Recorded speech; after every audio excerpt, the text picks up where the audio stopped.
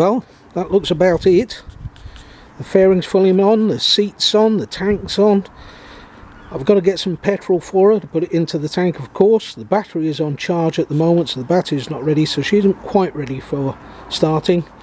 And there is a little panel under the front here that still has to go on, but apart from that, she is done. No, that's not fair, is it? I can't say she's done when there's still stuff to do. The battery is now plugged in and connected, I hope. This is a first actual try. I'm not refilming this because I got it working, so I haven't tried it already. This isn't a joke, this is live, but then if it doesn't work, I'll never put this up anyway. I've just noticed that the clock's on, so electricity is getting through. Now what I'm listening for when I switch it on, of course the lights will come up. We should get a sweep of the gauges, but I should also hear the fuel pump priming. So I have to be quite quiet. A lull in the wind. Here we go.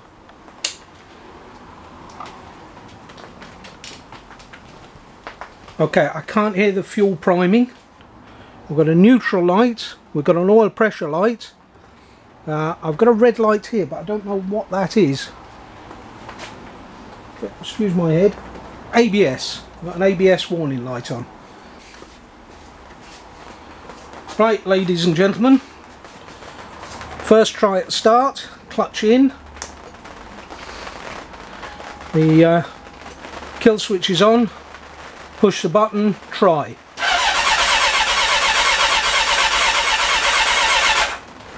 Right, so the first thing we can say is the starter motor is working. In fact, electrically, everything seems to be working. We'll quick try the indicators. Yep. Yep. Yep, everything seems to be working. Brake light. Yep. Yeah, all electrics seem to be okay. Now, she should clutch in, kill switch on, try again.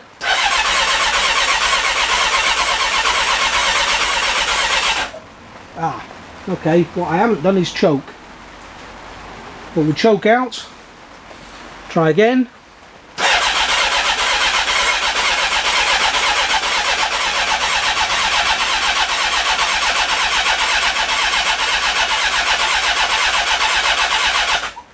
Okay, nothing's happening. Everything electrically is working, but nothing's happening. I hope that's not the fuel pump that's knackered. I can smell fuel, actually. I can smell fuel. Might have to try a spark, see if we're getting a spark. Let's switch her off. Everything seems to be working as it should. Except I didn't hear the fuel pump. That bothers me. That bothers me because I should have heard the fuel pump prime. When you switch it on, you should hear the fuel pump priming. Oh, it did. I just heard it prime. I just heard it prime. Excellent. Clutch in.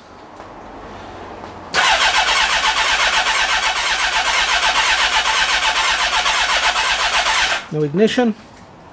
Off. Okay, I'm going to have a look at spark and see if that's okay. I can smell fuel, I can hear the fuel pump priming, so I'm going to assume it's not fuel, but the spark plug should tell me anyway. If I whip one of the spark plugs out, it should tell me what I need to know. Now you can hear the fuel pump prime. The spark plug did smell of fuel when I take it out, so I think the fueling system is okay. Let's try it and see if she sparks.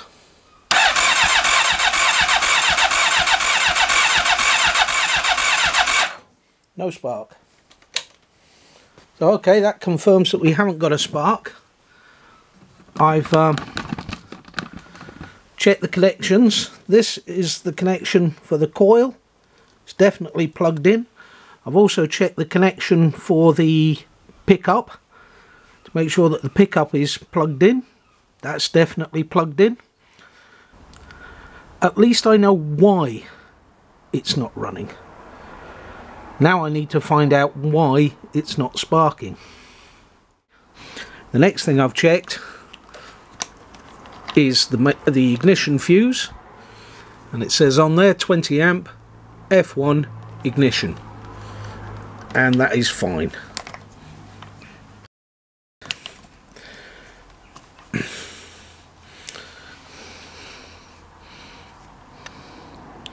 I don't know if you can really make that out, but that's actually very good. There's no break in that whatsoever.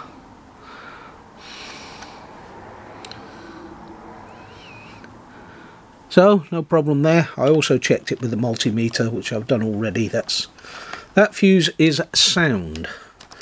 I checked the ignition again, and still no change.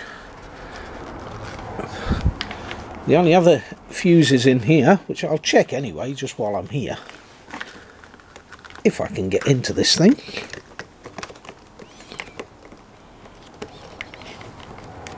How does this? Oh, there we go.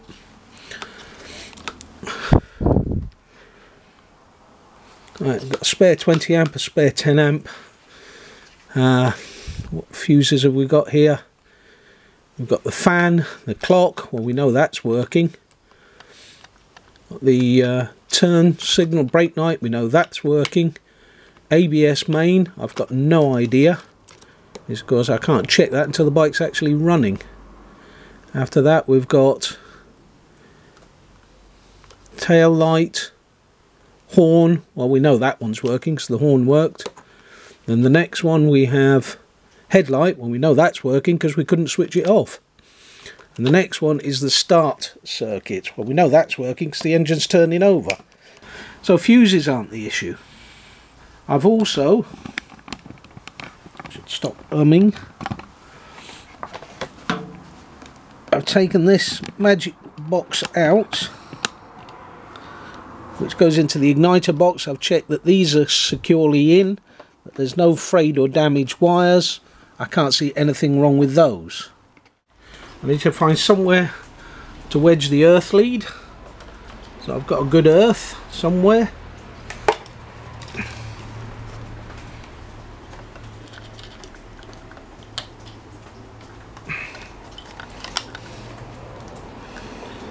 Switch my multimeter on. Connect the earth back up again. Now, set the multimeter to 20 volts.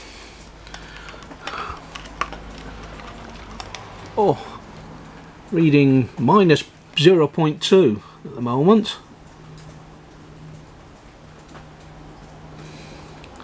Got feed of 13.16 volts in and 13.16 volts, 18 volts out.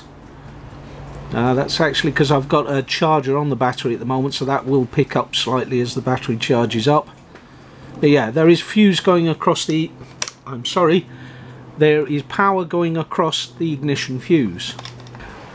I now want to check if there's power getting to the coils. If there is power getting to the coils, that should be a switchable power via the kill switch. That is to say, when the kill switch is switched off, no power gets to the coils. When the kill switch is switched on, power gets to the coils.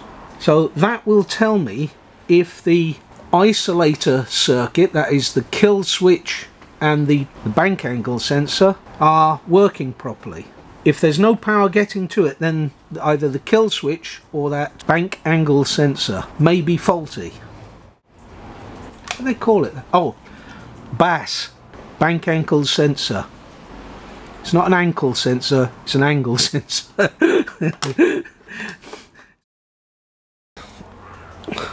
This is the connector to the coils. I'm sorry it's a bit out of focus. I'll try and get it to focus. You've got 3 wires going in here. You've got the orange and white at the top there. You've got black and white in the middle. And we've got blue and red at the bottom. It's that middle one, the black and white one, that is the power supply to the coils. The other two are for each individual coil. It's the pulse that will tell the sparks to trigger, or to the coils to trigger. Okay, so I need to check if I'm getting power at that one. To do that, I'm going to need some sort of probe in it. I'm now going to spend the next 20 minutes trying to find something like a pin or a nail or something that I can put in there to act as a probe. Right, I've pushed a nail into that connector. I've then attached a crocodile clip and then pushed the probe from the multimeter into the crocodile clip. It's a bit Heath Robinson. There's no guarantee it'll make a connection at all. Switching on the multimeter, I'm getting a very, very minimum reading. The power isn't on yet. Switch the power on. Makes no difference. Switch the kill switch on. And I'm now getting 12.7 volts, give or take.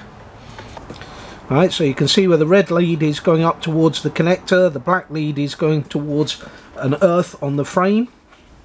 I switch the kill switch off, the power descends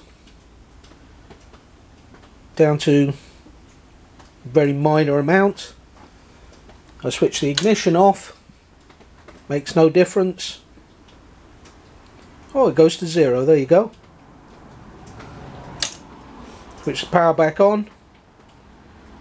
We get a little bit of residual power, 0.05 of a volt. And then when I put the kill switch on, you can hear the fuel pump prime, and we are getting power to the coils. Now this is frustrating because this eliminates the ignition switch, the kill switch and the bank angle sensor as potential faults. They are not the fault. The fault is now either with the pickup sensors on the engine, or it's with the ignition control box. The little computer may be faulty. I do not have a way of checking the ignition control box. I've taken from the spare engine the pickup and the cover, because it's actually a nicer cover than the one that's on there anyway, so it's not a bad idea to swap that over, and the trigger mechanism. This sweeps past the pickup and of course sends a little pulse to the ECM and tells it, or lets it know, the engine position. This can only fit onto the end of the crankshaft in one direction. Of course, I need to take this one off. Now these things are really, really hard to come off. I feel they may use a bonding agent to bond the gasket in. Why they would do this, I have no idea, but trust me, there is nothing to grip on this to pull it off. There is only a very, very slight lip at the edge, and because of all this engine work, it's not easy to get anything in there to try and tap against it to push it off. So let's get the bolts out.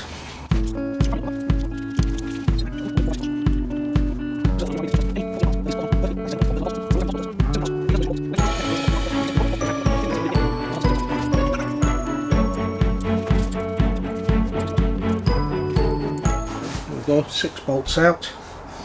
And you can see that's not just going to pop off, unfortunately. Let's try using a knife as a wedge and see if I can get that to start separating it. Oh, can't even get a decent hit against that. Nope, won't even start it.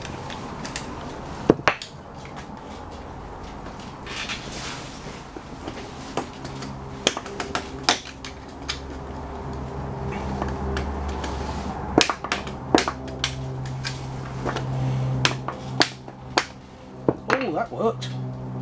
That worked.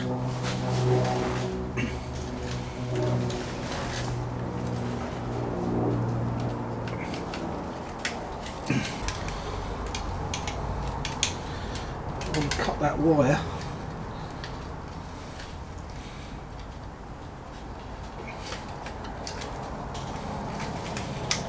It's starting to move forward slightly, but it's not really coming away.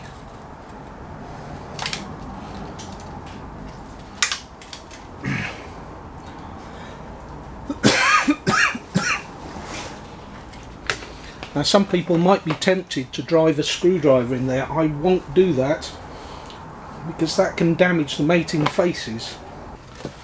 It's actually slowly coming away. I might actually just be able to do it with this knife. I hope so. I think what's actually holding it isn't so much the gasket. It might actually be, there's two little dowels there. There we go. Dowel and dowel. Right, some of the gasket has broken away. That's inevitable. Oh look! Oh look! That's interesting. What I'm talking about is interesting is the fact that you've got a couple of trigger points missing off there, which aren't missing off there, and these are at a different spacing. Should actually be a 14mm.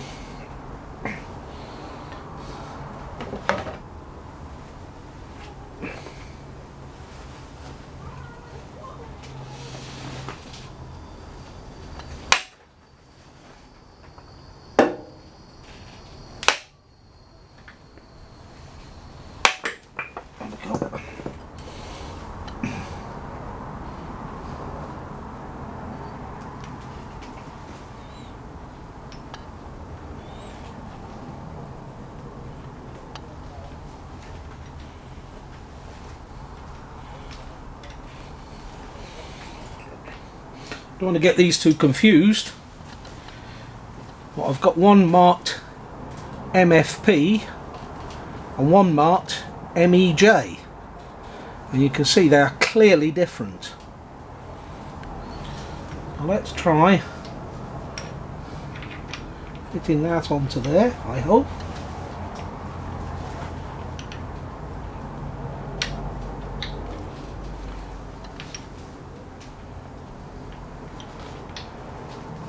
There we go, that's in place, and that's it back out of place. Ha ha ha.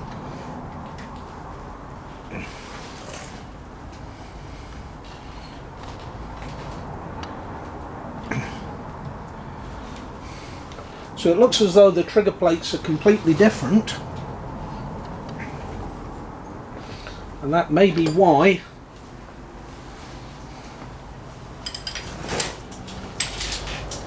may explain why it wasn't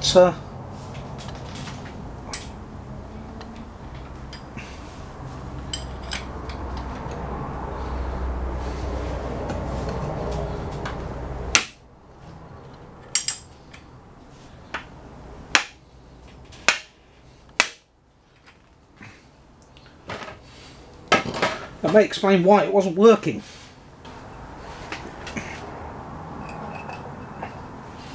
Oh, I need to make sure I've got a dowel and a dowel. I need to take that dowel out of there. We'll move it across to this side.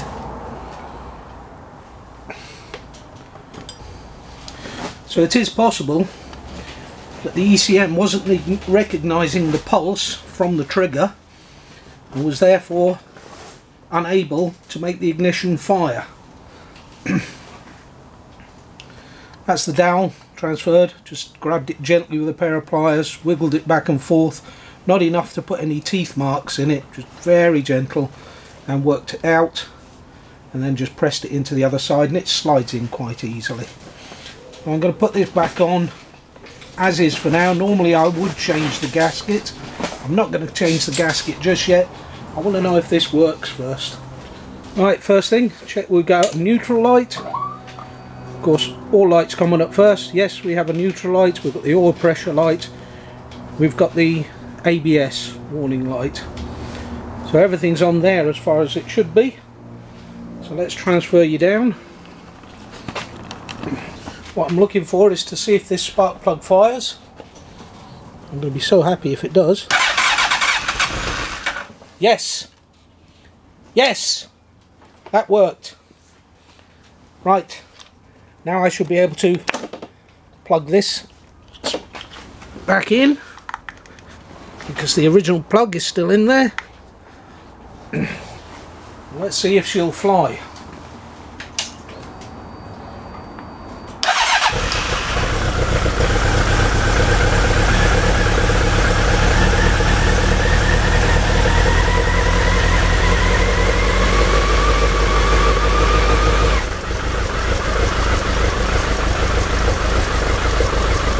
Yes! Yes, yes, yes! She is running.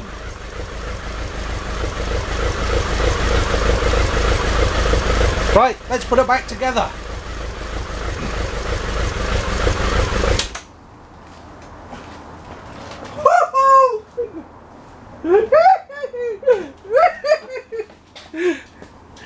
She's alive! Right, let's be fair, this isn't the first start, this is about third or fourth start, but just so you know.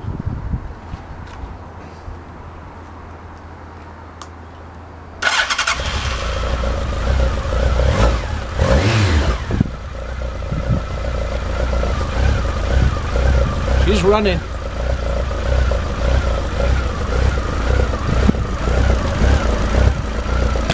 No evidence of oil leaks underneath her yet. She does sound like she's hunting a little bit. When you look at the speedometer, when you look at the rev counter, it is bouncing. As if she's trying to prevent herself from stalling. And maybe the revs need to be tuned up just a little bit. But, oh, I do notice that the ABS light is on as well.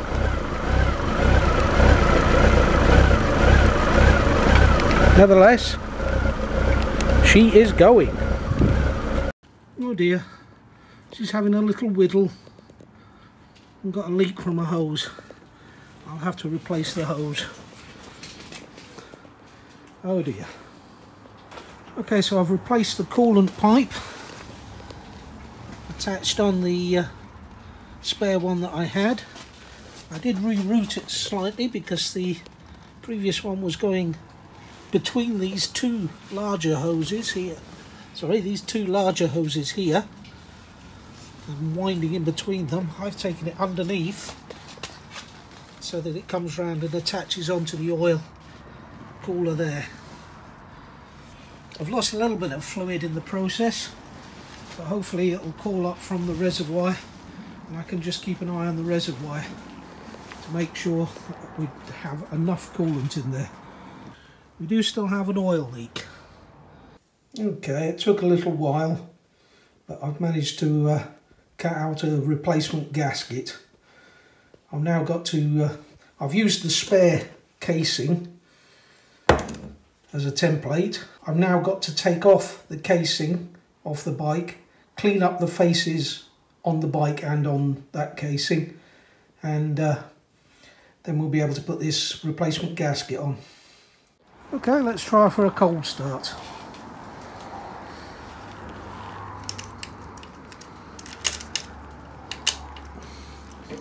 Key in, underbar straight, jog on.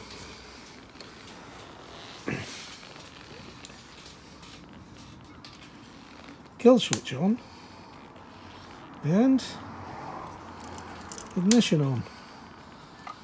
I'll run a little sweep and go.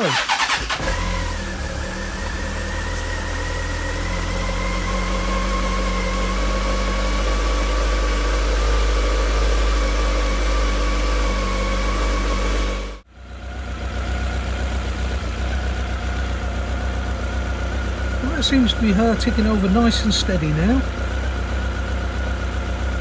Seems to be quite happy.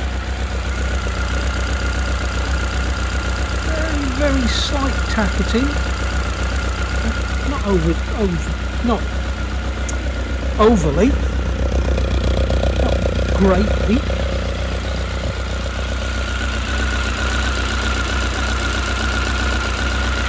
It seems quite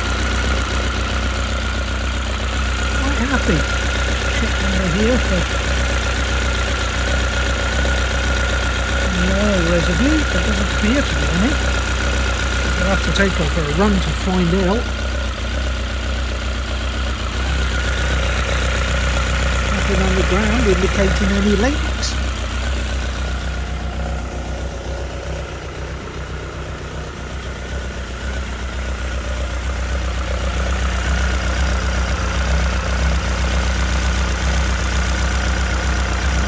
Many pipes. All looks good. Looks good, sounds good, running good. And as I say, nice, crisp, even tick over. I think we're good.